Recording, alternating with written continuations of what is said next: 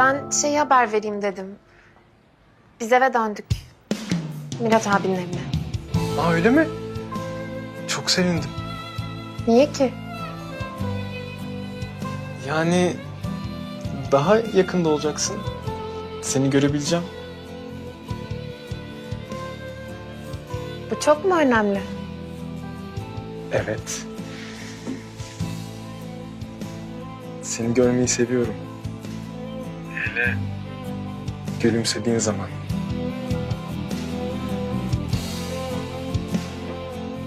Bunu hatırlamaya çalışırım. Döndüğünüze göre Mirat abiyle ilgili kafanız rahatladı herhalde. Neden içeri girmiş? Sen dosyaya bakmadın mı? Yo. Çok şaşırdım. Ben meraktan bakardım mesela. Yani kesin. Babam bile olsa özel hayata saygıya inanırım. Sen şimdi bana saygısız mı diyorsun? Hayır, lütfen yanlış anlama.